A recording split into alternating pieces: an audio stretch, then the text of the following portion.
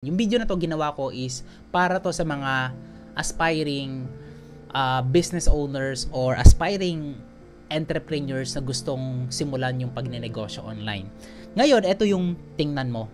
Kung nasa kalagayan ka ngayon na you are employed, nangangamuhan ka, nagtatrabaho ka, be thankful dahil meron kang trabaho. Most people na napansin ko na kaya hindi nagiging successful sa pagnenegosyo is dahil dito. Dahil sa attitude na sa trabaho pa lang, nagrereklamo na sila. Puro complain.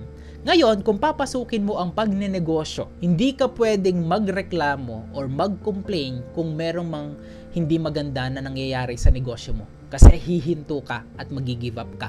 Ibig sabihin, hindi sa'yo yung pagnenegosyo. So, isang indicator na kung ikaw is thankful, grateful, masaya kang nagtatrabaho, even though mahirap yan, pero pinipilit mo, ginagawa mo siya ng masaya, ginagawa mo yung mga task mo, yung responsibility mo, good sign yan na isa kang entrepreneur. Good sign yan na pwede mong pasukin ng pagnenegosyo. Ngayon pa lang, kung ikaw is puro reklamo, di ba? Complain about sa kalagayan mo, maybe hindi ka para sa pagnenegosyo. Okay, siguro may ibang bagay sa'yo. Na-realize ko lang na kaya pala successful yung mga negosyante na to dahil meron silang attitude na grateful sila anuman yung situation ng buhay nila.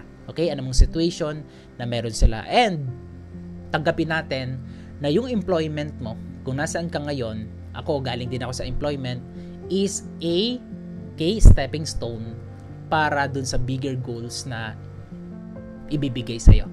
Alright, so yun lang guys. Thank you so much for watching this video. Hopefully nakakuha ka ng value. Kung nakukuha ka ng value dito sa short video na to, let us know. Pwede mo rin itong i-like and i-share para mapanood ng mga friends mo. So this is Coach J. Make today a better than yesterday. Take care and God bless.